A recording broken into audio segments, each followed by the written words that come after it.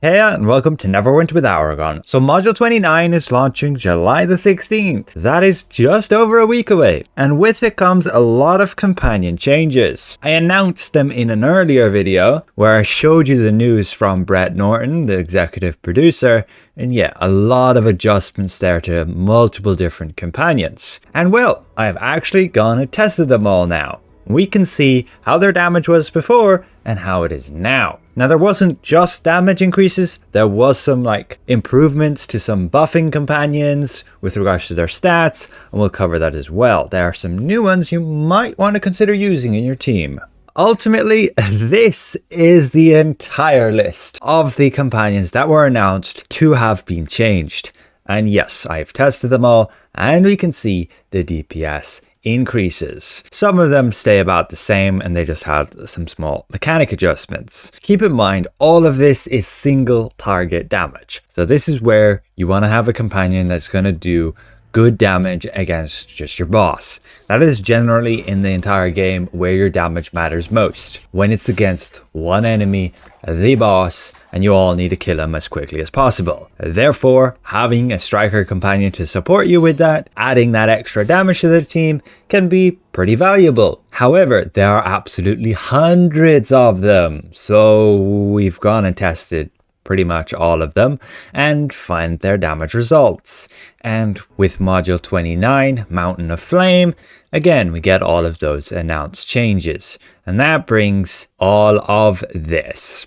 And yeah, there are some particularly notable adjustments here. We just highlight them and we have Etrien will now be doing very competitive damage up there at over 41,000. And she's not just for dealing damage, she's also for support. She can give everybody bardic inspiration. And they've gone and updated it so that she can give 100% uptime, and they've also made it to be percentage stats rather than ratings. So she's going to give 2% power and 2% crit strike. That's pretty cool. And just 100% uptime. You can rely on that. And if you're worried about falling below 50% health, guys, in endgame content, you're either full HP or you're dead as a damage dealer. So there's that. But it does mean our party buff companion list will change a little bit. We'll have to move these to fit in with the rest. We'll do that a little bit later. But then there's also the adjustment to the flame sprite. This is also getting very competitive damage. You may have had this one before if you're an older player because it was like best in slot once upon a time. So you can feel free to use it again. Very competitive damage at 41,500 will be sitting just like here on the list. Again, we will rank them and sort them a little bit later, but keep in mind, Flame Sprite is just damage, no support effect. So you're technically just better off using Etrien. The only real reason you'd use Flame Sprite is because his damage is ranged. He's going to be able to attack his target from a distance, meaning it doesn't matter if the boss moves around a little bit, does mechanics, or even has area of effects that would say kill a companion if it was next to them. From there, we go to Tutor, and this had a pretty significant damage increase, which is great because now you can use it more viably as, again, a party buff companion for team support, but on a damage dealer. It does not have to now be used as on a healer or a tank because you won't be losing so much damage with that pretty big increase to now being much more competitive. Then there's Wiggins, the Undead Intern, which is going to be one of the top performing ones at like 44,500. When you look at the others on this list, it's going to be like just behind the Blaspheme Assassin. But I would say again, be aware the Blaspheme Assassin needs to have 10 bleed stacks to actually output this damage. And in the majority of content, she cannot possibly do that. She'll either die interrupting those bleed stacks and then they all fall off, or the boss just disappears and comes back, resetting all the blade stacks. So her DPS falls down to like 35,000 without those bleeds. And so, yes, she's ranked top here on this test because this is the specific test requirements. I can't falsely put her lower. Just be aware, it is not always like the top one on the list is the best. There are certain conditions to each and every one of them. Some will perform better in certain situations, some in others. And that is particular with the Blaspheme Assassin. She's good in like Demogorgon, especially when you use multiple of her. But outside of that, not much content. However, again, with the Wiggins, the undead intern, he is again just a raw damage dealing striker. So no buffs, and he is also melee, so he has to be close to his target, which again can have issues when your boss moves around a lot, when like teleports, or even just does mechanics which could potentially kill the companion, like cleave attacks. But he has some pretty cool abilities, being able to summon these ghosts. Now he doesn't do it at the beginning, it takes a little bit of time. Here's his ghosts, and they just like surround the target and they all attack. Also, like, yeah, because they're all around the target, it can basically grant combat advantage like nearly 360. There's just this one angle here. But the ghosts don't last forever and then they're just gone. But yeah, he has some very competitive damage. And finally there is Xuna. And many of you are going to be very delighted with that. She was back in the day, a few years ago, super good. And she's now going back to a very solid position, pretty much being the best single target damage companion out of all of them here. Again, except say the Blasphemous Assassin in its own ideal situations. It's just Xuna is super good with her Bloodbath ability. She'll go here to the target and then she'll use that Bloodbath ability. If there are multiple targets, she's going to dash between multiple of them, outputting even more damage because she'll cause them to like bleed with her envenomed blades. But her single target damage alone is super good.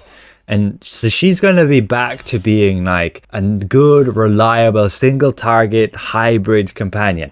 Meaning you can use her in single target, you can use her in multi-target, and in both situations she's going to perform very well. And yeah, she's essentially going to be on top of this list if you take out the Blasphemous Assassin, which needs very specific ideal situations. If we do quickly look at the damage logs, you can see this is for Xuna. Majority of her damage is bloodbath, so that's just going to be awesome. She can't take damage while doing it, which means she has that survivability, and because her damage is pretty much loaded in that, it means also she can be very reliable with the damage she outputs, even though she's melee. Wiggins is here with some pretty good just sustained damage, lots of little hits, and it just adds up over time. But I would be aware that he is melee, so he's going to be fine in some content, but in others he might struggle versus, say, just a ranged damage dealer might do a little bit better. The buff to Tutor makes him really good. They reworked like his sword, so it actually does good damage now. The indestructible aid. So again, don't be afraid to use him on a damage dealer because he's a support companion as well. He's not just providing that raw damage, but also the damage buff to everybody, which if you build around it can be very useful bonus to your team's damage. Then there's the Flame Sprite, very nice damage increase there. Does have like a decently sized big hit, 238,000. That is of course all going to be buffed up, varying depending on your stats. Like these are the stats I'm using to test, so if you have higher stats, better stats, more damage boost, more item level, you'll notice that all these companions will perform better, but they'll all perform equally better. And then yeah, Etrien, she does super well in her damage as well, just sustained, but it is melee damage. But again, she does have the ability to buff your team with that effect of 2% power and 2% crit strike, which again can just make her superior to any other options. Having a support companion with good damage is usually better than just raw damage. She puts that Bardic Inspiration, they've adjusted it so she pretty much has 100% uptime. Before it even expires, she's going to cast it again and just refresh it. It's very good. There you go, back to 20 seconds.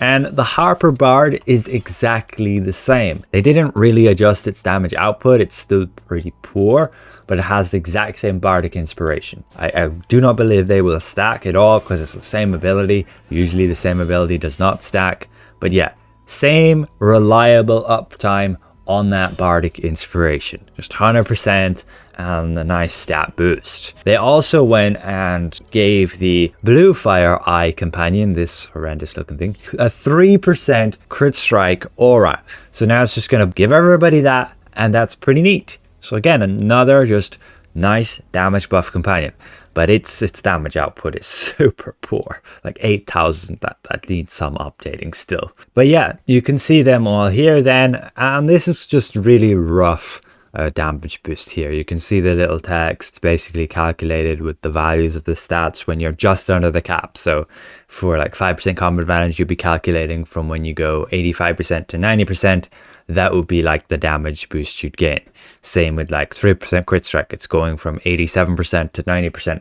That would be the gain. Of course, if you have less than like 87% and add 3%, it'll be a bit more of a gain. And also be aware of the Spine Devil. To be honest, I'm not really sure where to put him, but it's like 2.78% at the certain conditions of 80% debuffs during the artifact call, and then 50% of your damage is in that artifact call. It's all very dependent because the debuff stacks with other debuffs, and so the more debuffs you have, the more diminished it is, and then it depends how much damage are you actually getting in the artifact call versus out of it, and thus how much value you gain from it. Basically, it's good if you're not getting a lot of damage from the artifact call. It's bad if you are. But it's still a very powerful 10% debuff versus just stats that other ones would give you. Meaning you can be maxed out on your stats and this will still give you a damage boost. It just doesn't have the highest uptime, which then makes it not very reliable and debatable how valuable it is. Definitely go with Dritz because it's a multiplicative 3%. No matter what, he's always the best to go and have in the group. Then you want to make sure to have like Portobello if you need the stats, Flapjack if you need the stats, Tutor if you need the stats. If you don't need the stats, then you're looking at trying to use ones that give you buffs without that. So like Spine Devil's great. The Lion's probably good here. I need to actually test how effective it is. It varies depending on class, which is an annoying thing on this list. I could add the Lion for every single class, but then it depends how you play that class, and my god, it just gets messy. Overall, just some very good improvements here to a lot of the companions, and as I mentioned, some very notable ones just there. 5 of them that I would particularly pay attention to, and yeah, if you have Xuna, super good now for single target damage. Wiggins is also really good. Tutor has been boosted very nicely. Etrien's very good. Flame Strike's very good. So I'm just going to input these values right now into the single target comp list, and we'll go ahead and sort them and get a bunch of new rankings. So here we are. Let's sort them, and there you have it. Xuna is there in like 2nd place. Basically first place if you discount the Blastian Assassin's unreliability, followed by Wiggins the Undead Intern. You do have the Mage Slayer there. You just got to be aware that all 3 of these are fully melee. They're not going to be as reliable as just a ranged damage dealer if the boss moves a lot. Like still, Greenscale Bowman is going to be super reliable, can output his damage regardless if the target moves around a bit. He's also going to stand back far enough that he's basically not going to take much damage from most mechanics and be able to just keep outputting damage. Ultimately, just be aware of all the support companions that are pretty high up here. These are ones that I would recommend you use on a team, and it's not going to hurt very much for a damage dealer to actually use them, because that's not much of a damage loss. And at this point, yeah, it's very nice to see Tutor as being a very good position now with damage. Like, there's no harm for a damage dealer to use him, and he's one that many people have been relying on for that combat advantage to cap out their stats, at least in endgame. But yeah, there's always going to be some people who just want that slight bit of a edge above everybody by just running a pure damage companion, which can be fine. And Xuna, totally, it's great to see her nice and high on the list there, basically in 1st position. But again, this is with regards to this dummy test. Be aware in certain content they're going to perform a little bit differently based on the mechanics, how often they die, how much the boss moves and phases and things like that. But it is good to find a solid baseline of how well these companions can perform in just like an ideal situation where the boss isn't like moving at all. From there, you can at least find something that's going to be fairly solid and expected to perform better than, say, something that's much lower on the list. You know that Zarya's 100% always going to perform a ton worse than some of these top ones. Overall, I will give you another warning. Be careful of the auction house and people just, yeah, manipulating the prices. They'll buy out a bunch and then they'll sell it at a higher price. And that's just how the economy works. You just got to be careful and don't spend more than what you're willing to. And I just wouldn't really bother purchasing a single target damage companion, to be honest. Just go ahead and use what you have, and when you get whatever spare budget and you see the prices average out again, maybe you'll want to pick it up, or you get lucky and just obtain it for yourself from some dungeon chest or lockbox, so on. I wouldn't invest too heavily in striker companions, particularly if you're just using them for damage. The support ones, you'll generally have to spend a little bit more, just because they are the ones that people build groups around, which means they end up being like a must-have, and then people always demand for them and expect you to have them. But ultimately, that's all of the changes coming with Module 29 that we know so far, with single target damage companion adjustments. I'll get to multi-target at some point. I think I want to rework my entire test scenario, and you may have seen in previous videos I've been doing like the Castle's Retreat test, and I think that's a bit more representative of a multi-target companion than this current test here in the training room. So I might just go through all of the good ones and do that there for the ones I haven't already done. I've done quite a few. You can check back on that previous video. And so, thanks for watching. A massive thank you to all these channel members. I will see you guys around. Goodbye for now.